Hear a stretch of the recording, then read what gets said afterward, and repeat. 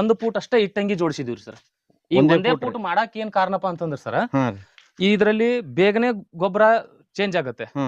ಈಗ ನಾವು ಜಾಸ್ತಿ ತುಂಬಿಸಿದ್ವಪ್ಪ ಅಂತಂದ್ರ ಅದು ಆಗಾಕೂ ಸಮಯ ಜಾಸ್ತಿ ಬಿಟ್ಟು ಫಸ್ಟ್ ಟೈಮ್ ಹುಳ ಬಿಟ್ಟಾಗ ನಾವು ಹುಳ ಸಂಖ್ಯೆ ನಮ್ಮ ಹತ್ರ ಅಂತೂ ಜಾಸ್ತಿ ಇದೆ. ನಾವು ಈ ಒಂದೇ ಫಿಟ್ಟಿಗೆ 30 kg 40 kg ವರೆಗೆ ಬಿಟ್ಬಿಡ್ತೀವಿ ಸರ್. ಒಂದೊಂದ್ ಫಿಟ್ಟಿಗೆ ಯಾಕಂದ್ರೆ ನಮ್ಮ ಹತ್ರ ಅಷ್ಟು ಹೇರಳವಾಗಿ ಎರೆಹುಳು ಉತ್ಪಾದನೆ ಆಗಿದೆ ಸರ್. ನಾವು ರೈತರಿಗೆ ಬೇಕಾದಷ್ಟು ಹುಳುಗಳನ್ನು ಕೂಡ ನಾವು ಒದಗಿಸಿಕೊಡ್ತೀವಿ ಸರ್. ಹುಳನು ಮಾರಾಟ ಮಾಡ್ತೀವಿ ಸರ್. ನಾವು ಹುಳನು ಮಾರಾಟ ಮಾಡ್ತೀವಿ ಸರ್. ಹೆಂಗ್ ಕೆಜಿ ಕೊಡ್ತೀರಿ ಸರ್? ಸರ್ 500 ರೂಪಾಯಿ ಕೆಜಿ ಎರೆಹುಳುಗಳನ್ನ ನಾವು ಕೊಡ್ತೀವಿ ಸರ್. ನಮ್ಮಲ್ಲಿ ಯಥೇಚ್ಛವಾಗಿ ಎರೆಹುಳುಗಳು ಹುಟ್ಟತಾವ್ ಸರ್. ಈಗ ಬಿಸಿಲಲ್ಲಿ ಒಗದ್ ಬಿಟ್ರಪ್ಪ ಅಂತ ಇದ್ರೊಳಗಿರುವಂತ ಬ್ಯಾಕ್ಟೀರಿಯಾಗಳು ತತ್ತಿ ಎರೆಹುಳುಗಳು ಸತ್ತು ಹೋಗ್ಬಿಡ್ತಾವ್ರಿ.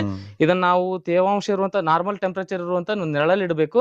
ಮತ್ ಇದನ್ನ ಕನಿಷ್ಠ ಒಂದು 6 ತಿಂಗಳವರೆಗೆ ಸಂಗ್ರಹ ಮಾಡಿ ಇಡಬಹುದು ಸರ್. ಏನಪ್ಪಾ ಅದಕ್ಕ ದಿನನಿತ್ಯ ಬಳದಂತ ಕಸ ತಂದು ಚೆಲ್ಬಾರ್ದ್ರಿ. ಕೇವಲ ಹಸಿ ಹೆಂಡಿಯನ್ನು ಬಿಟ್ಟು, ಅದು ಹಸಿ ಹೆಂಡಿನ ಹೆಂಗ್ ಹಾಕ್ಬೇಕಂದ್ರೆ ಒಂದ ತೊಲಿ ಗುಂಪಿ ಹಾಕಿದ್ರೆ ಅಲ್ಲಿ ಹೀಟ್ ಬರ್ತೈತ್ರಿ. ನಾವು ಸ್ವಲ್ಪ ಅಲ್ಲೆಲ್ಲ ಹಾಕ್ಬೇಕ್ರಿ. ಯಾಕೆ ಹಾಕಬೇಕಪ್ಪ ಅಂದ್ರೆ ಹಸಿ ಹೆಂಡಿ ಬಳಸೋದ್ರಿಂದ ಎರೆಹುಳು ಸಂತಾನೋತ್ಪತ್ತಿ ಜಾಸ್ತಿ ಆಗುತ್ತೆ. ಹಂಗಾಗಿ ರೈತ ಬಾಂಧವರಿಗೆ ನಮಸ್ಕಾರ. ನಾನ್ ನಿಮ್ಮ ರಂಗು ಕಸ್ತೂರಿ ಮುಡ್ಬೋಳ್. ಇವತ್ ನಾವು ವಿಜಯಪುರ ಜಿಲ್ಲೆಯ ಮುದ್ದೇಬೇಳ ತಾಲೂಕಿನ ಒಬ್ಬ ವಿಶೇಷವಾದಂತ ರೈತರನ್ನ ಪರಿಚಯ ಮಾಡ್ತಾ ಇದ್ದೀನಿ. ಇವರು ಸಣ್ಣ ಪ್ರಮಾಣದಲ್ಲಿ ಎರೆಹುಳು ಗೊಬ್ಬರ ತಯಾರು ಮಾಡೋಕೆ ಶುರು ಮಾಡಿ ಇವತ್ತು ಬೃಹತ್ ಪ್ರಮಾಣದಲ್ಲಿ ಗೊಬ್ಬರನ ತಯಾರು ಮಾಡ್ತಾ ಇದ್ದಾರೆ. ಸಾಮಾನ್ಯವಾಗಿ ಸಾವಯವ ಕೃಷಿ ಅಂದ್ರೆ ಎರೆಹುಳ ಗೊಬ್ಬರ ಮುಖ್ಯವಾಗಿ ಬೇಕಾಗ್ತದೆ. ಈ ರೀತಿ ಎರೆಹುಳ ಗೊಬ್ಬರ ತಯಾರು ಮಾಡ್ಬೇಕಂದ್ರೆ ತುಂಬಾ ಕಷ್ಟ ನಷ್ಟಗಳಿವೆ. ಯಾಕಂದ್ರೆ ಒಂದೇ ಸತಿಗೆ ಸಕ್ಸಸ್ ಆಗಲ್ಲ. ಸಕ್ಸಸ್ ಆದ್ರೂ ಕೂಡ ಅದಕ್ಕೆ ಒಳ್ಳೆ ಮಾರುಕಟ್ಟೆ ಸಿಗಲ್ಲ. ಈ ರೀತಿ ಹಲವಾರು ಸಮಸ್ಯೆಗಳು ಬರ್ತಾ ಇರ್ತವೆ. ಇವರು ಗ್ರೌಂಡಿಂದ ಮಾಡ್ಕೊಂಡು ಬಂದಿದ್ದಾರೆ. ಎಲ್ಲ ರೀತಿಯ ಕಷ್ಟ ನಷ್ಟಗಳನ್ನು ಅನುಭವಿಸಿರ್ತಾರೆ. ಇವರಿಂದ ಇತರ ರೈತರಿಗೂ ಉತ್ತಮ ಮಾಹಿತಿ ಸಿಗಲಿದೆ ಅಂತ ನಾವು ಬಂದಿದ್ದೀವಿ. ನಮಸ್ಕಾರ ಸರ್. ಸರ್ ನಮಸ್ಕಾರ ಸರ್. ಮೊದಲಿಗೆ ನಮ್ಮ ರೈತರಿಗೆ ತಮ್ಮ ಹೆಸರು ಮತ್ತು ಪರಿಚಯ ಹೇಳ್ರಿ ಸರ್. ನಮಸ್ಕಾರ ರೈತ ಬಾಂಧವ್ರೆ. ನನ್ನ ಹೆಸರು ಬಸವರಾಜ್ ಸಿದ್ದರಾಮಪ್ಪ ನಿಡಗುಂದಿ ಅಂತ ಹೇಳಿ ವಿಜಯಪುರ ಜಿಲ್ಲೆ ಮುದ್ದೇಬೇಳ ತಂಗುಡಿ ಗ್ರಾಮದಲ್ಲಿ ನಾವು ಈ ಎರೆಹುಳು ಸಾಕಾಣಿಕೆಯನ್ನು ಮಾಡ್ತಾ ಇದೀವಿ. ಎಷ್ಟು ಎಕರೆ ಸರ್ ಟೋಟಲ್ ಹೊಲ? ಸರ್ ಒಟ್ಟಾರೆ ನಮ್ಮ 20 ಎಕರೆ ಜಮೀನಿದೆ. 20 ಎಕರೆ. ಏನೇನು ಬೆಳೆಗಳು ಬೆಳಿತೀರಿ? ನಾವು ಅದರಲ್ಲಿ ಕಬ್ಬು ಬೆಳೆ ಬೆಳಿತೀವಿ, ತೊಗರೆ ಬೆಳಿತೀವಿ, ಕಡಲೆ ಬೆಳಿತೀವಿ, ಸೂರ್ಯಕಾಂತಿ ಬೆಳಿತೀವಿ. ನೀರಾವರಿ ಒಣಬೇಸ ಎರಡೂ ರೀತಿ ನಮ್ಮ ಜಮೀನುಗಳಿದಾವೆ ಸರ್. ಮತ್ತೆ ನೀರಾವರಿಯಲ್ಲಿ ನಾವು ಹೆಚ್ಚಿನ ಪ್ರಮಾಣದಲ್ಲಿ ಕಬ್ಬನ್ನೇ ನಾವು ಜಾಸ್ತಿ ಬೆಳಿತೀವಿ ಈ ಭಾಗದಾಗ. ನೀವು ಸಾವಯವ ಕೃಷಿಗೆ ಮಾಡ್ಲಕ್ಕೆ ಎಷ್ಟು ವರ್ಷ ಆಯ್ತು ಸರ್? ಸರ್ ನಾವು 2001ರಿಂದಾನೇ ನಾವು ಪ್ರಾರಂಭ ಮಾಡಿದ್ದೀವಿ. ಮೂಲತಃ ಇದಕ್ಕೆ ಬುನಾದಿ ಹಾಕಿದವರು ನಮ್ಮ ತಂದೆಯವರು. ಅವರಿಂದನೇ ನಾವು ಫಸ್ಟ್ಗೆ ಸಣ್ಣ ಪ್ರಮಾಣದಲ್ಲಿ ಊರಲ್ಲೇ ಇರುವಂಥ ನಮ್ಮೊಂದು ಸೈಟಲ್ಲೇ ಮಾಡಿದ್ವಿ ನಾವು. ತದನಂತರ ಏನಪ್ಪ ಅಂತಂದ್ರೆ ಅಲ್ಲೇ ನಮ್ಗೆ ಏಳು ಬೀಳು ಅದ್ರ ಬಗ್ಗೆ ಅರಿವಾಯಿತು. ಫಸ್ಟಿಗೆ ನಾವು ಇಲ್ಲಿ ನಮ್ಗೆ ಸಿಗುವಂಥ ಒಂದು ಮಿಣಿಜಿಗಿ ಬಂಡಿಯಿಂದ ಪ್ರಾರಂಭ ಮಾಡಿದ್ವಿ. ಅಲ್ಲಿ ಅದರಿಂದ ಏನೇನು ಸಮಸ್ಯೆಗಳಾಗ್ತಾವೆ ಅದನ್ನು ನೋಡಿಕೊಂಡು ಮತ್ತು ಇಟ್ಟಿಗೆಯಿಂದ ಮತ್ತು ತೊಟ್ಟಿಗಳನ್ನು ಕಟ್ಕೊಂಡ್ವಿ. ಫಸ್ಟಿಗೆ ನಾವು 3 ಫೂಟಿನ ತೆಗ್ ಮಾಡಿದ್ವಿ. ತದನಂತರ 3 ಫೂಟ್ನಲ್ಲಿ ಏನೇನೋ ಸಮಸ್ಯೆಗಳು ಬಂದು ಅದನ್ನು ನೋಡಿಕೊಂಡು 2 ಫೂಟಿಗೆ ಬಂದ್ವಿ. 2 ಫೂಟಿಗಿಂತ ಇನ್ನೂ ನಾವು ಅನುಭವ ಬಂದಂಗೆ ಏನು ಮಾಡಿದ್ವಿ, 1 ಫೂಟಿಗೆ ಬಂದ್ವಿ. 1 ಫೂಟ್ ನಾವು ಹೈಟ್ ಇಡೋದ್ರಿಂದ ನಮಗೆ ಏನೇನು ಲಾಭ ಇದೆ ಅಂತೇಳಿ ನಿಮಗೆ ಅದನ್ನು ಆಮೇಲೆ ಪರಿಚಯ ಮಾಡಿ ಹೇಳ್ಕೊಡ್ತೀನಿ. ಅದೇ ರೀತಿ ಏನಪ್ಪ ಅಂತಂದ್ರೆ ನಾವು 2001ರಿಂದ ಇಲ್ಲಿವರೆಗೆ ಹಂತವಾಗಿ ನಾವು ಅನುಭವದಿಂದನೇ ಇದರಲ್ಲಿ ಜಾಸ್ತಿ ಕಲ್ಕೊಂತ ಬಂದ್ವಿ. ಸರ್, ವಿಶೇಷವಾಗಿ ನೀವು ಈ ಎರೆಹುಳ ಗೊಬ್ಬರ ತಯಾರು ಮಾಡೋಕ್ಕೆ ಮೂಲ ಏನು ಸರ್? ಏನೇನು ಮೆಟೀರಿಯಲ್ಸ್ ಹಾಕ್ತೀರಿ? ಸರ್, ಇದಕ್ಕೆ ನಾವು ಹಲವಾರು ಸಾವಯವ ಪದಾರ್ಥಗಳು ಕೊಳೆಯುವಂತ ಎಷ್ಟು ವಿಭಿನ್ನ ರೀತಿಯಲ್ಲಿ ನಾವು ಸೇರಿಸ್ತೀವಿ ಅಷ್ಟು ಗೊಬ್ಬರದಲ್ಲಿರುವಂತ ಗುಣಮಟ್ಟ ಜಾಸ್ತಿ ಆಗುತ್ತೆ. ಕೃಷಿ ತ್ಯಾಜ್ಯ ವಸ್ತುಗಳು ಅದ್ರ ಜೊತೆಯಲ್ಲಿ ಏನಪ್ಪಾ ಅಂತಂದ್ರೆ ಇಲ್ಲಿ ನಾವೊಂದು ಹಲವಾರು ಹೊಲ ಸುತ್ತಲೂ ಬದುವಿಗೆ ಏನಪ್ಪಾ ಗ್ಲಿರಿಶಿಡಿಯಾ ಗಿಡಗಳನ್ನ ಹಚ್ಚಿದೀವಿ. ನಾವು ಗೊಬ್ಬರ ಕಳಿಸೋ ಸಮಯದಲ್ಲಿ ಏನ್ ಮಾಡ್ತೀವಪ್ಪ ಅಂದ್ರೆ ಅವು ಎಲ್ಲಾ ಗೊಬ್ಬರಗಳನ್ನ ಹಾಕಿ ಮತ್ತೆ ಅದರಲ್ಲಿ ಹಸುಗಳ ಸಗಣಿಯನ್ನ ಮಿಕ್ಸ್ ಮಾಡಿ ಕೊಳಿಸಿದ ನಂತರ ಏನಪ್ಪಾ ಅಂತಂದ್ರೆ ನಾವು ತೆಗ್ಗಿಗೆ ಹಾಕಿ ಒಳ್ಳೆ ಅಲ್ಲಿಂದ ಹುಳುಗಳು ಬಿಟ್ಟು ನಾವು ಗೊಬ್ಬರನ ಉತ್ಪಾದನೆ ಮಾಡ್ತೀವಿ ಸರ್. ಅಂದ್ರೆ ಸಗಣಿ ಜೊತೆಗೆ ಕೃಷಿ ತ್ಯಾಜ್ಯಗಳನ್ನು ಸೇರಿಸ್ಬೇಕು ಸರ್. ನಾವು ಎಷ್ಟು ವಿಭಿನ್ನ ರೀತಿಯಲ್ಲಿ ನಾವು ಗೊಬ್ಬರಗಳನ್ನು ಸೇರಿಸ್ತೀವಿ ಅದೇ ರೀತಿ ಏನಪ್ಪಾ ಅಂತಂದ್ರೆ ಅದರ ಗೊಬ್ಬರದ ಗುಣಮಟ್ಟ ಜಾಸ್ತಿ ಆಗುತ್ತೆ ಸರ್. ಯಾವ ತರ ಮಾಡಿದಿರಿ, ಏನೇನ್ ಪದ್ಧತಿ ಅಳವಡಿಸ್ಕೊಂಡಿರಿ ಒಂದೊಂದಾಗೆ ತೋರಿಸ್ತಾವೆ ಸರ್. ಬನ್ನಿ ಸರ್ ಇಲ್ಲಿ ಒಳಗಡೆ. ಸರ್, ಇಲ್ಲಿ ಎಷ್ಟು ಏರಿಯಾದಲ್ಲಿ ಶೆಡ್ ನಿರ್ಮಾಣ ಮಾಡ್ಕೊಂಡ್ರಿ ಸರ್? ಸರ್, ಇದು ಒಟ್ಟು ನಮ್ದು 4 ಎಕರೆ ಜಮೀನ್ ಇದೆ. ಈ 4 ಎಕರೆ ಜಮೀನಲ್ಲಿ ಒಂದು 50x50 ಒಂದು ಶೆಡ್ ಹೊಡೆದಿದೀವ್ರಿ.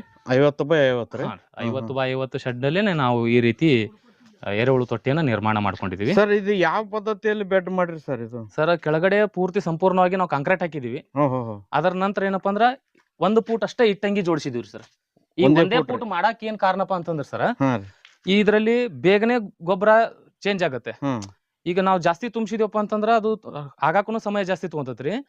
ಈಗ ಈ ರೀತಿ ಮಾಡೋದ್ರಿಂದಪ್ಪ ಅಂತಂದ್ರ ನಮಗಿದು 2.5-3 ತಿಂಗಳದೊಳಗನೆ ಈ ಪೂರ್ತಿ ಸಂಪೂರ್ಣವಾಗಿ ಖಾಲಿ ಆಗತ್ತ. ಈಗ ಗಾಳಿನೂ ಆಡ್ಬೇಕು ಸರ್. ಎಷ್ಟು ನಾವು ಇದರಲ್ಲಿ ಗಾಳಿ ಆಡುತ್ತೆ ಆ ರೀತಿ ಗೊಬ್ಬರದ ಪ್ರಮಾಣನೂ ಜಾಸ್ತಿ ಸಿಗುತ್ತೆ, ನಮ್ಗೆ ಉತ್ಪಾದನೆ ಬೇಗನೆ ಆಗುತ್ತೆ, ಹುಳುಗಳ ಸಂಖ್ಯೆನೂ ಜಲ್ದಿ ಇಂಪ್ರೂವ್ಮೆಂಟ್ ಆಗುತ್ತೆ ಸರ್. ಅದಕ್ಕೋಸ್ಕರ ಈ ತರ ಹಾ ಸರ್, ಮಾಡಿದ್ರಿ. ನಾವು 1 ಫೂಟಿಗೆ ಬಂದಿದ್ದೀವಿ. ಸರ್, ಈಗ ನೀವು ಇದ್ರಲ್ಲಿ ತುಂಬಿಸ್ಬೇಕಾದ್ರೆ ನಿಮ್ಮ ಸ್ವಂತ ದನಗಳಿದಾವ್ರಿ ಅನ್ನೋ ಹೊರಗಡೆಯಿಂದ ಗೊಬ್ಬರ ತರ್ತೀರಿ? ಸರ್, ಮುಂಚೆ ಇದ್ದು ದನಗಳು, ಈಗ ಒಂದ್ ಸ್ವಲ್ಪ ನಮಗ ಇಲ್ಲಿ ಲೇಬರ್ ಕೊರತೆ ಆದ ಸಂಬಂಧ ಏನಪ್ಪಾ ಅಂತಂದ್ರೆ ನಾವು ಅದನ್ನ ದನಗಳನ್ನ ತೆಗೆದು ಈಗ ಒಂದೇ ನಮ್ಮ ಮನಿ ಪೂರ್ತಿ ಅಷ್ಟೇ ಇಟ್ಕೊಂಡಿದೀವ್ರಿ. ಅದರ ನಂತರ ಈಗ ನಮ್ಮ ಸ್ನೇಹಿತರ ಒಂದು ಏನು ಗೋಶಾಲೆಗಳಿದಾವೆ, ಆ ಗೋಶಾಲೆಯಿಂದ ನಾನು ನೇರವಾಗಿ ಏನಪ್ಪಾ ಅಂದ್ರೆ ಗೊಬ್ಬರನ ಖರೀದಿ ಮಾಡಿ ಇವನ್ನೆಲ್ಲ ತುಂಬಿಸಿ ಇದಕ್ಕೆ ಸರಿಯಾದ ಪ್ರಮಾಣದಲ್ಲಿ ನೀರು ಹೊಡಿತೀವಿ. ಈಗ ಹಾರ್ವೆಸ್ಟಿಂಗ್ ಬಂದೈತಿ, ಹಂಗಾಗಿ ನಾವು ನೀರು ಹೊಡೆದಿಲ್ಲ ಸರ್. ಇದೇನಪ್ಪಾ ಅಂತಂದ್ರೆ ಈ ಮೇಗಿಂದ ಸಂಪೂರ್ಣವಾಗಿ ಈಗೇನ್ ಲೂಸ್ ಇದೆಯಲ್ಲ ಇದನ್ನಷ್ಟೇ ನಾವು ಗೊಬ್ಬರನ ಸೋಸ್ಬೇಕು. ಇಲ್ಲಿ ಏನ್ ನಮಗ ಬಿಗಿ ಬಂತಪ್ಪ ಅಂದ್ರೆ ಇದನ್ನ ಮುಟ್ಟಬಾರದ್ರಿ. ಇದೇ ಇರುವುದೇ ಎಲ್ಲ ನಮ್ ಎರೆಹುಳ ಗೊಬ್ಬರ. ಹಾ ಸರ್, ಇದೇನ್ ಲೂಸ್ ಬರ್ತಲ್ಲ ಇದಿಷ್ಟನ್ನ ಮಾತ್ರ ಸೋಸ್ಬೇಕು. ಸರ್, ಈಗ ನೀವು ಇದನ್ನ ತುಂಬಿಸ್ಬೇಕಾದ್ರೆ ಯಾವ ತರ ತುಂಬಿಸ್ತೀರಿ? ಸಗಣಿ ಎಷ್ಟು ಪ್ರಮಾಣ ಹಾಕ್ತಿರಿ, ಉಳ್ದದ್ದು ಏನೇನ್ ಹಾಕ್ತಿರಿ? ಸರ್, ನಾವು ಇದನ್ನ ಫಸ್ಟಿಗೆ ಏನಪ್ಪಾ ಅಂದ್ರೆ ನಮ್ಮ ಸಮಯ ಹಾಳಾಗಬಾರ್ದು ಅನ್ನೋ ಒಂದು ಉದ್ದೇಶಕ್ಕೋಸ್ಕರ ಹೊರಗಡೆನೆ ಗುಂಡಿಯಲ್ಲಿ ನಾವು ಎಲ್ಲಾ ರೀತಿಯ ಕಸಕಡ್ಡಿಗಳನ್ನ, ಕೃಷಿ ತ್ಯಾಜ್ಯ ವಸ್ತುಗಳು, ಗ್ಲಿರಿಸಿಡಿಯ ತಪ್ಪಲ, ಹಸಿರೆಲೆ ತಪ್ಪಲಗಳನ್ನೆಲ್ಲ ಮಿಕ್ಸ್ ಮಾಡಿ, ಹಸುವಿನ ಸಗಣಿ ಎಲ್ಲ ಮಿಕ್ಸ್ ಮಾಡಿದ ಗೊಬ್ಬರನ ನೇರವಾಗಿ ತಂದು ಹಾಕಿ ಒಂದು 8 ದಿನ ನೀರು ಹೊಡಿತೀವಿ ಸರ್. ಅದಕ್ಕೆ ಸರಿಯಾಗಿ ಅದರಲ್ಲಿರುವಂತ ಹೀಟ್ ಕಡಿಮೆ ಆಗ್ಬೇಕು ಅನ್ನೋ ಸಲುವಾಗಿ ತೇವು ಕಾವು ಕಮ್ಮಾಗಿಂದ ಕೈ ಇಟ್ಟು ನೋಡ್ತೀವಿ ಸರ್. ಕೈ ಇಟ್ಟು ನೋಡಿದಾಗ ನಮ್ಗೆ ಯಾವ್ದೇ ರೀತಿ ಹೀಟ್ ಇಲ್ಲ ಅಂತ ಗೊತ್ತಾಯ್ತು, ಸ್ವಲ್ಪ ತನು ಇದೆ ಅನ್ನೋ ಗೊತ್ತಾಯ್ತಪ್ಪ ಅಂದ್ರೆ ನಾವ್ ಎರೆಹುಳುಗಳು ಅಂತಂದು ಇದ್ರ ಮೇಲೆ ಹಾಕಿ ಮತ್ತೆ ನೀರು ಹೊಡೆಯಕ್ ಪ್ರಾರಂಭ ಮಾಡ್ತೀವ್ರಿ. ಆ ರೀತಿ ಒಂದು 15 ದಿನ ಸತತವಾಗಿ ಬೆಳಗ್ಗೆ ಸಾಯಂಕಾಲ ಅದ್ರದ್ದು ಕಂಡೀಷನ್ ನೋಡ್ಕೊಂಡು ನಾವು ಹೊಡಿತೀವಿ ಸರ್. ಹೊಡೆದ ನಂತರ ಒಳ್ಳೆ ವಾಪಸ್ ಏನಪ್ಪಾ ಅಂದ್ರೆ ನಮ್ಗೆ ಯಾವಾಗ ಗೊಬ್ಬರದ ಅವಶ್ಯಕತೆ ಇರ್ತೈತಿ ಒಂದ್ 8 ದಿನ ನಾವು ಗೊಬ್ಬರಕ್ಕೆ ನೀರು ಹೊಡಿದ್ ಬಿಟ್ಬಿಡ್ತೀವ್ರಿ. ಅವಾಗ ಏನಾಗುತ್ತೆ, ಮೇಗಿನ ಒಂದು ಪದರ ಏನಿದೆ ತೇವಾಂಶ ಸ್ವಲ್ಪ ಕಡಿಮೆ ಆಗುತ್ತೆ, ನಮಗ್ ಸೋಸ್ಕೊಂಡು ಲಾಯಕ್ ಆಗತ್ತೆ ಸರ್. ಆ ಸೋಸ್ಕೊಳಕ್ ಬರ್ಬೇಕಪ್ಪ ಅಂದ್ರೆ ಈ ರೀತಿ ಉದುರುದ್ರಿದ್ರ ಮಾತ್ರ ನಾವು ಸೋಸಕ್ ಸಾಧ್ಯ ಆಗುತ್ತೆ. ಆ ಸೋಸು ಸಂದರ್ಭದಲ್ಲಿ ತಿನ್ನದೇ ಇರುವಂತ ಕಸ ಕಡ್ಡಿಗಳು ಹೊರಗಡೆ ಬರ್ತವೆ, ಈ ದೊಡ್ಡ ಎರೆಹುಳುಗಳು ಬರ್ತವೆ, ಮತ್ತೆ ಚಿಕ್ಕ ಎರೆಹುಳುಗಳು, ಇದ್ರ ಮೊಟ್ಟೆ ಇವೆಲ್ಲ ಏನಪ್ಪಾ ಅಂತಂದ್ರೆ ಆ ರೈತನು ಹೊಲಕ್ ಜಮೀನಿಗೆ ಹಾಕೋಕ ಅನುಕೂಲ ಆಗುತ್ತೆ ಸರ್. ವಿಶೇಷವಾಗಿ ಎರೆಹುಳ ಗೊಬ್ಬರ ತಯಾರು ಮಾಡ್ಬೇಕಂದ್ರೆ ಬಹಳಷ್ಟು ಸವಾಲುಗಳಿವೆ. ಯಾಕಂದ್ರೆ ಈ ಹುಳ ತಿಂದಂತ ಪ್ರಾಣಿಗಳೇ ಇಲ್ಲ, ಎಲ್ಲಾನು ತಿಂತವೆ. ಕೋಳಿಯಿಂದ ಹಿಡಿದು, ನಾಯಿಯಿಂದ ಹಿಡಿದು, ಮುಂಗುಲಿ, ಹಾವು ಎಲ್ಲಾನು ಇದಕ್ಕೋಸ್ಕರ ಬರ್ತವೆ. ಅದರ ಸಮಸ್ಯೆನ ಯಾವ ರೀತಿ ಕಂಟ್ರೋಲ್ ಮಾಡ್ತಾ ಇದ್ರಿ ಸರ್? ಸರ್, ನಮಗ ಈ ಮಾಡುವಂತ ಸಂದರ್ಭ ಹಲವಾರು ತೊಂದರೆಗಳು ಬಂದವು ಸರ್. ಒಂದು ಇರಿಬಿ ಕಾಟ ಬರುತ್ತೆ, ಮತ್ತೆ ಇವು ಮುಂಗುಲಿ ಕಾಟನು ಬರುತ್ತೆ, ಪಕ್ಷಿಗಳ ಕಾಟ ಬರುತ್ತೆ. ಇವು ಪಕ್ಷಿ ಅವಕ್ಕೆ ಏನಪ್ಪಾ ಅಂತಂದ್ರೆ ಇದ್ರ ಮೇಲೆ ನಾವು ಹೊದಿಕೆಯಾಗಿ ಗ್ರೀನ್ ಮ್ಯಾಟ್ ಅನ್ನು ಹಚ್ಚಿದೀವಿ ಸರ್. ಗ್ರೀನ್ ಮ್ಯಾಟ್ ಅನ್ನ ನಾವು ಇಲ್ಲಿಲ್ಲಪ್ಪ ಅಂತಂದ್ರೆ ತೆಂಗಿನ ಗರಿಯನ್ನು ಹಚ್ಬಹುದು, ಇವು ತಟ್ಟನ್ನು ಹಚ್ಬಹುದು. ನಾವು ಗ್ರೀನ್ ಮ್ಯಾಟ್ ಅನ್ನ ಯಾಕೆ ಆಯ್ಕೆ ಮಾಡುದು ಅಂದ್ರೆ ತಟ್ ಹಾಕುದ್ರಿಂದ ತಟ್ಟನು ಸ್ವಲ್ಪ ತೇವಾಂಶ ಹಿಡಿದು ಕೊಳಿತಪ್ಪ ಅಂತಂದ್ರೆ ಆ ತಟ್ಟನ್ನು ಸಹ ಎರೆಹುಳುಗಳು ತಿಂದು ಪುಡಿ ಮಾಡಿಬಿಡ್ತಾವ್ರಿ. ಆ ಕಾರಣಕ್ಕೆ ಏನಪ್ಪಾ ಅಂತಂದ್ರೆ ನಾವು ಈ ಗ್ರೀನ್ ಮ್ಯಾಟ್ ಅನ್ನು ಬಳಸ್ತಾ ಇದೀವ್ರಿ. ಅದರ ನಂತರ ಈ ಮುಂಗುಲಿ ಕಾಟ ಇದಕ್ಕೋಸ್ಕರ ಏನ್ ಮಾಡ್ಬಿಡ್ತೀವ್ರಿ, ನಾವೀಗ ಶೆಡ್ಡಿನ ಸುತ್ತಲೂ ಪ್ರತಿ ಒಂದು 15 ದಿನ ಅಥವಾ ತಿಂಗಳಿಗೊಮ್ಮೆ ನಮ್ಗೆ ಯಾವಾಗಾರ ಅದ್ರದ್ದು ಕಾಟ ಅನಿಸ್ತವಪ್ಪ ಅಂತಂದ್ರೆ ಸ್ವಲ್ಪ ಮುಡಿಚಿ ಪುಡಿಗಳನ್ನ ವಾಸನೆ ಮಾಡಿಸ್ತೀವ್ರಿ ಅಷ್ಟೇ ರೀ. ಆ ವಾಸನೆಗೆ ಏನಪ್ಪಾ ಅಂದ್ರೆ ಮತ್ತೆ ಅದು ದೂರ ಸರ್ ಬಿಡ್ತೈತ್ರಿ. ಈ ಪಕ್ಷಿಗಳ ಕಾಟಕ್ಕೆ ಏನಪ್ಪಾ ಅಂತಂದ್ರೆ ಸ್ವಲ್ಪ ಮ್ಯಾಲೆ ಹಚ್ಚೋದ್ರಿಂದ ಪಕ್ಷಿಗಳ ಕಾಟನು ಕಡಿಮೆ ಆಗ್ತದೆ ಸರ್. ಈಗ ಒಂದ್ಸತಿ ನೀವು ತುಂಬಿಸಿದ್ಮೇಲೆ ಎಷ್ಟ್ ದಿನದವರೆಗೂ ನೀರ್ ಹೊಡಿತೀರಿ, ಎಷ್ಟ್ ದಿನಕ್ಕೊಮ್ಮೆ ಹೊಡಿತೀರಿ ಸರ್? ಸರ್, ಫಸ್ಟಿಗೆ ಅದ್ರ ಟೆಂಪರೇಚರ್ ನೋಡ್ಕೊಂಡು ಕಾವು ಕಡಿಮೆ ಆಯ್ತಂದ್ರೆ ಹುಳ ಬಿಟ್ಬಿಡ್ತೀವಿ. ಹುಳ ಬಿಟ್ಟ ಫಸ್ಟ್ ಟೈಮ್ ಹುಳ ಬಿಟ್ಟಾಗ ನಾವು ಹುಳ ಸಂಖ್ಯೆ ನಮ್ಮ ಹತ್ರ ಅಂತೂ ಜಾಸ್ತಿ ಇದೆ. ನಾವು ಈ ಒಂದೇ ಫಿಟ್ಟಿಗೆ 30 kg 40 kg ವರೆಗೆ ಬಿಟ್ಬಿಡ್ತೀವಿ ಸರ್. ಒಂದೊಂದ್ ಫಿಟ್ಟಿಗೆ ಯಾಕಂದ್ರೆ ನಮ್ಮ ಹತ್ರ ಅಷ್ಟು ಹೇರಳವಾಗಿ ಎರೆಹುಳು ಉತ್ಪಾದನೆ ಆಗಿದೆ ಸರ್. ಆ ಹುಳುಗಳು ಬಿಡೋದ್ರಿಂದ ನಮಗ ಒಂದು 25 ದಿನದಲ್ಲೇ ನಮ್ಮ ಮತ್ತೆ ಗೊಬ್ಬರ ಪ್ರಾರಂಭ ಆಗಿದ್ದು ಕಂಡು ಬಿಡುತ್ತದೆ. ಎಷ್ಟು ಸಂಖ್ಯೆ ಜಾಸ್ತಿ ಹುಳ ಬಿಡ್ತೀವಿ ಅಷ್ಟು ಬೇಗನೆ ಆಗುತ್ತೆ. ಇಲ್ಲಪ್ಪ ಅಂದ್ರೆ ಕನಿಷ್ಠ ನಮಗ್ 45 ದಿನ 1.5 ತಿಂಗಳ ಸಮಯ ಬೇಕು ಸರ್. ಒಂದ್ ಬ್ಯಾಚ್ ನಾವು ತಕೋಬೇಕಪ್ಪ ಅಂದ್ರೆ ಎಲ್ಲಾರು ರೈತರಿಗೆ ಒಂದ್ ಏನ್ ಸಂಶಯ ಇರ್ತದೆ ಸರ್, ಒಮ್ಮೆ ಎರೆಹುಳ ಬಿಟ್ಟಿವಪ್ಪ ಅಂದ್ರೆ ಇಡೀ ಪೂರ್ತಿ ಸಂಪೂರ್ಣನೇ ನಮ್ಗೆ ಎರೆಹುಳ ಗೊಬ್ಬರ ಆಗಿರ್ತೈತಿ ಅಂತ ಹೇಳಿ ಒಂದ್ ಕಲ್ಪನೆ ಇರ್ತೈತ್ರಿ. ಆ ರೀತಿ ಆಗಲ್ಲ ಸರ್. ಅದೇನ್ ಬರ್ತಪ್ಪ ಅಂದ್ರೆ ಹಂತವಾಗಿ ಬರ್ತ್ರಿ. ನಾವು ಈ ರೀತಿ ಗೋಪುರವಾಗಿ ತುಂಬಿಸಿರ್ತೀವ್ರಿ. ಈಗ ಇದ್ರಲ್ಲಿ ಒಂದ್ಸಲ ಸೋಸಿದಿವಿ, ಇದನ್ನ ಈ ಫಸ್ಟ್ ಟೈಮ್ ಸೋಸ್ಬೇಕು. ಈ ರೀತಿ ಗೋಪುರವಾಗಿ ತುಂಬಿಸಿರ್ತೀವ್ರಿ. ಇದ್ರ ಮ್ಯಾಗಿನ ಲೇಯರ್ ಇದನ್ನ 3 ಹಂತದಲ್ಲಿ ತೆಗೆದು ಇದನ್ನ ಖಾಲಿ ಮಾಡ್ತೀವಿ ಸರ್. ಈ 3 ತಿಂಗಳಲ್ಲಿ ಖಾಲಿ ಆಗುತ್ತೆ. 3 ಬ್ಯಾಚ್ ಅಲ್ಲಿ 1ನೇ ಬ್ಯಾಚ್ ಇದನ್ನ ಖಾಲಿ ಮಾಡಿದ್ವಪ್ಪ ಅಂದ್ರೆ ಮತ್ತೆ ಹೊಳ್ಳಿ ಸೋಸಿದ ನಂತರ ಬರುವಂತ ಎರೆಹುಳುಗಳನ್ನ ಇದಕ್ಕೆ ತಂದು ವಾಪಸ್ ಹಾಕ್ತಿವಿ ಸರ್. ಹೊಳ್ಳಿ ಏನೈತಿ ಇದೇ ರೀತಿ ನಾವು ಪ್ರತಿ 25 ದಿನಕ್ಕೊಮ್ಮೆ ಸೋಸಿಬಿಡ್ತೀವಿ. ನಮ್ ಹುಳು ಸಂಖ್ಯೆ ಜಾಸ್ತಿ ಇದ್ದ ಸಂಬಂಧ ಒಂದೊಂದ್ ಲೇಯರ್ ನಾವು 8 ದಿನ ಸರಿಯಾಗಿ ನೀರ್ ಹೊಡೆದ್ ಬಿಡ್ತೀವ್ರಿ. ಮತ್ತೊಂದ್ 8 ದಿನ ನೀರ್ ಹೊಡೆದ್ ಬಿಟ್ಬಿಡ್ತೀವಿ. ಆ ನಂತರ ಏನಾಗುತ್ತೆ ಮ್ಯಾಮಿಗೆ ಉದುರಾಗಿರ್ತದೆ. ಈ ಉದುರು ಇರುವಂತದ್ದನ್ನ ಏನಪ್ಪಾ ಅಂದ್ರೆ ಫಸ್ಟ್ ಲೇಯರ್ ಎಷ್ಟು ದಿನಕ್ಕೆ ತೆಕ್ಕಂತೀರಿ? ಸರ್ ನಾವು ಅದೇ ಹೇಳಿದ್ನಲ್ರಿ, ಹುಳುಗಳ ಸಂಖ್ಯೆ ಮೇಲೆ ಡಿಪೆಂಡ್ ಇರುತ್ತೆ. ನಾವು ಸಂಖ್ಯೆ ಕಡಿಮೆ ಇತ್ತಪ್ಪ ಅಂತಂದ್ರೆ ನಮಗೆ 45 ದಿನ ಆಗುತ್ತೆ. ಸಂಖ್ಯೆ ಜಾಸ್ತಿ ಇತ್ತಪ್ಪ ಅಂತಂದ್ರೆ 25 ದಿನದಲ್ಲೇ ನಮಗೆ ಪ್ರಾರಂಭ ಆಗ್ಬಿಡ್ತದೆ. ನಾವು ಪ್ರತಿ 25 ದಿನಕ್ಕೆ ಒಂದು ಬ್ಯಾಚ್ ಸೋಸ್ತೀವಿ ಸರ್. ಸರ್ ಸಂಪೂರ್ಣವಾಗಿ ಒಂದ್ ಫಿಟ್ ಖಾಲಿ ಮಾಡ್ಬೇಕಾದ್ರೆ ಹುಳುಗಳನ್ನ ಯಾವ ತರ ಬೇರ್ಪಡಿಸ್ತೀರಿ ಸರ್? ಸರ್ ನಾವೀಗ ಏನ್ ಮಾಡ್ತೀವ್ರಿ, ಈಗ ಸೋಸು ಸಂದರ್ಭದಲ್ಲಿ ಅದು ಆಟೋಮೆಟಿಕ್ ಒಂದು ಅರ್ಧಕ್ಕಿಂತ ಹೆಚ್ಚಿನ ಪ್ರಮಾಣದಲ್ಲಿ ಗೊಬ್ಬರ ಜೊತೆದಲ್ಲೇ ಬಂದ್ಬಿಡುತ್ತೆ. ಇನ್ನು ಅರ್ಧ ಪ್ರಮಾಣ ಈ ಮೊದಲಿರುವಂತ ಗೊಬ್ಬರದಾಗ ಇರ್ತೈತ್ರಿ. ಅರ್ಧ ಪ್ರಮಾಣ ಏನೈತಿ ನಮ್ಮ ಈ ಸೋಸು ಸಂದರ್ಭ ಬರ್ತದೆ. ನಾವು ಸೋಸಿದ ತಕ್ಷಣ ಏನೈತಿ ಚಿಕ್ಕ ಚಿಕ್ಕ ಹುಳುಗಳು ಗೊಬ್ಬರದಲ್ಲೇ ಬೀಳುತ್ರಿ, ತತ್ತಿನೂ ಬೀಳುತ್ತೆ. ಅದೇ ನಮ್ಗೇನ್ ಲಾಸ್ ಇಲ್ರಿ. ಎಷ್ಟು ಇದ್ರ ಸಂತಾನೋತ್ಪತ್ತಿ ಏನಪ್ಪ ಅಂದ್ರೆ ಬಾಳ ಸ್ಪೀಡ್ ಐತಿ ಸರ್. ನಾವ್ ಇದಕ್ಕೆ ಏನಪ್ಪಾ ಸರಿಯಾಗಿ ನಾವು ಇದ್ರ ತೇವಾಂಶ ಕಾಪಾಡ್ಕೊಂಡ್ ಬಿಟ್ರೆ ಸಾಕು, ಇದು ಸಣ್ಣ ಪಾಡಿ ತನ್ನ ಸಂತಾನೋತ್ಪತ್ತಿ ಜಾಸ್ತಿ ಮಾಡುತ್ತೆ. ಮತ್ತೆ ಹೊರಗಡೆ ಬಂದಂತ ಹುಳುಗಳು ಮತ್ತೆ ಸೀದಾ ನಾವು ಈ ತೆಗಿಗೆ ತಂದು ಹಾಕ್ತೀವಿ. ಸೋಸ್ಬೇಕಾದ್ರೆ ಬಂದಂತ ಹುಳನ ಮತ್ತೆ ಇದಕ್ಕೆ ವಾಪಸ್ ತಂದು ತೆಗಿಗೆ ಹಾಕಿಬಿಡ್ತೀವಿ. ಮತ್ತೆ ಯಾರಾದ್ರೂ ರೈತರಿಗೆ ಬೇಕಾಗಿತ್ತಂದ್ರೆ ಅದೇ ಸಂದರ್ಭದಲ್ಲಿ ಏನಪ್ಪಾ ಅಂದ್ರೆ ನಾವು ರೈತರಿಗೆ ಬೇಕಾದಷ್ಟು ಹುಳುಗಳನ್ನು ಕೂಡ ನಾವು ಒದಗಿಸಿಕೊಡ್ತೀವಿ ಸರ್. ಹುಳನು ಮಾರಾಟ ಮಾಡ್ತೀವಿ ಸರ್. ನಾವು ಹುಳನೂ ಮಾರಾಟ ಮಾಡ್ತೀವಿ ಸರ್. ಹೆಂಗ್ ಕೆಜಿ ಕೊಡ್ತೀರಿ ಸರ್? ಸರ್ 500 ರೂಪಾಯಿ ಕೆಜಿ ಎರೆಹುಳುಗಳನ್ನ ನಾವು ಕೊಡ್ತೀವಿ ಸರ್. ನಮ್ಮಲ್ಲಿ ಯಥೇಚ್ಛವಾಗಿ ಎರೆಹುಳುಗಳು ಹುಟ್ಟತಾವೆ ಸರ್. ಈಗ ಈ ಬರೀ ಒಂದಿಷ್ಟು ಜಾಗದಲ್ಲಿ ನಾವು 1 ಕೆಜಿ ಗಟ್ಟಲೆ ಹುಳುಗಳು ಸತೇಕ ಉತ್ಪಾದನೆ ಮಾಡಿ ಕೊಡ್ತೀವಿ ಸರ್. ಯಾವ್ಯಾವ ವೆರೈಟಿ ಯಾವ ಸರ್ ಹುಳ? ಸರ್ ಇದ್ರಲ್ಲಿ ನಮ್ಮ 4 ತರದ ವೆರೈಟಿ ನಾವು ಮಿಕ್ಸ್ ಮಾಡಿ ಹಾಕಿದ್ವಿ ಸರ್.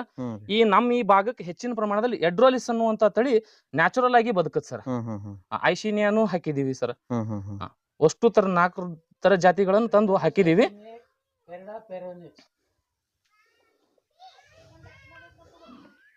ಎಲ್ಲ ಹುಳುಗಳೇ ಸರ್, ಎಲ್ಲ ಎರೆ ಹುಳುಗಳೇನು ಸರ್. Super sir.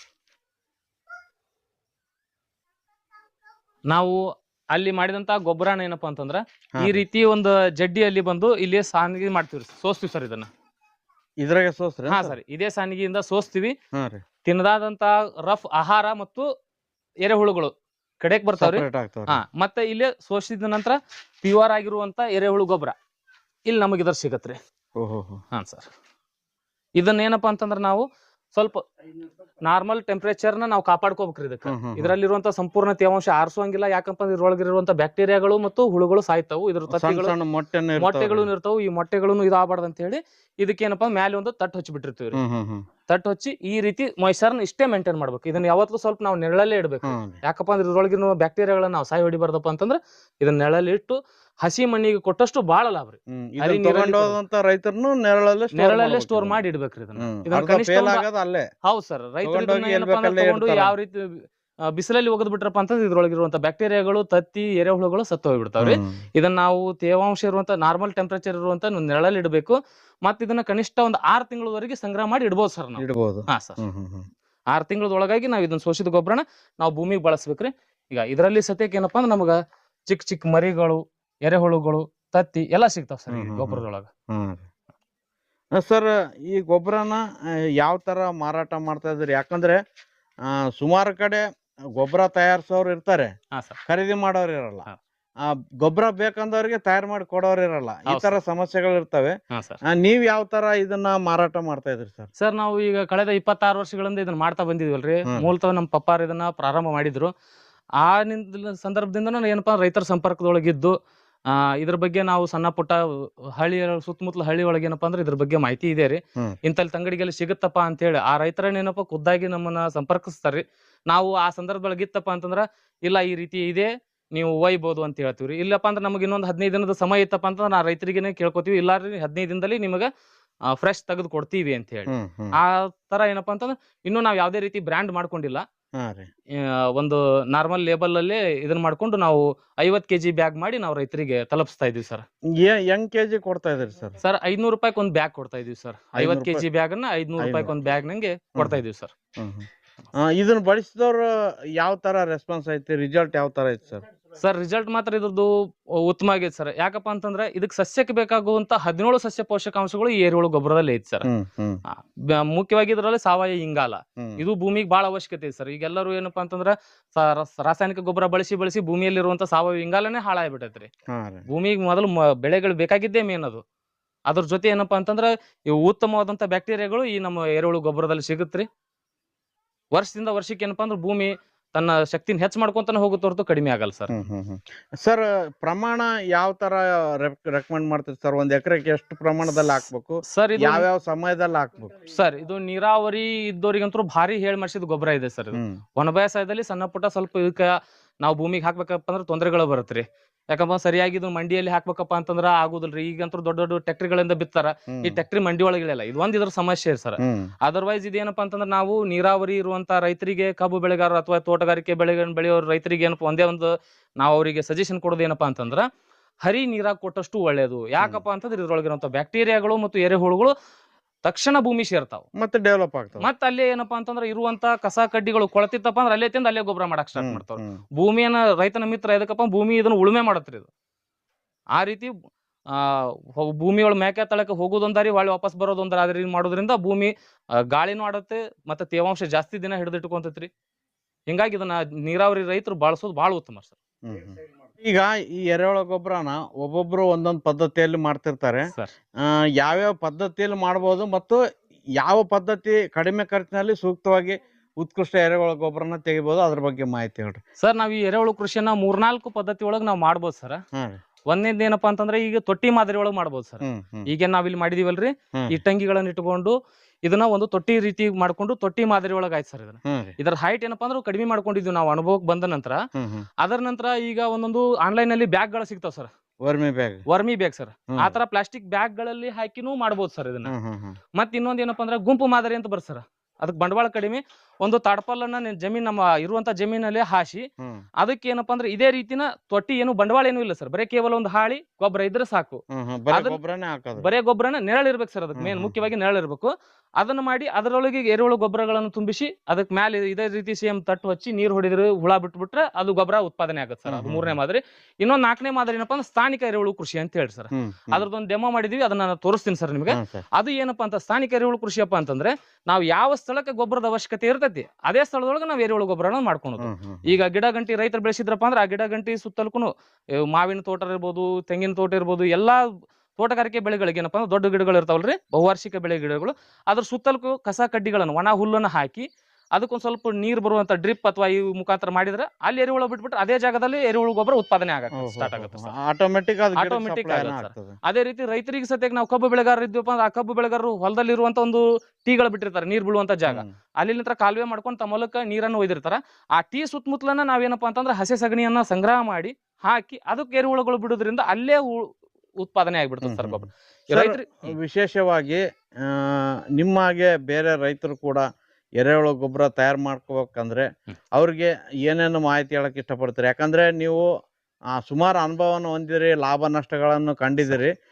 ಬೇರೆಯವರು ಮುಂದೆ ಮಾಡ್ಬೇಕಾದ್ರೆ ಅವರು ಉತ್ತಮವಾಗಿ ಲಾಭ ಪಡೆಯೋಕೆ ಏನೇನು ಟಿಪ್ಸ್ ಹೇಳ್ತೀರಿ ಸರ್? ಸರ್, ಈ ಮುಖ್ಯವಾಗಿ ರೈತರಿಗೆ ಏನಪ್ಪಾ ಅಂದ್ರೆ ಇದ್ರ ಸಣ್ಣ ಪುಟ್ಟ ಮಾಹಿತಿ ಕೊರತೆ ಇರ್ತೈತ್ರಿ. ಯಾಕಪ್ಪ ಅಂದ್ರೆ ಇದನ್ನ ಮುಂಚೆನೂ ನಾವೇ ತಪ್ಪು ಮಾಡಿದೀವಿ ಸರ್.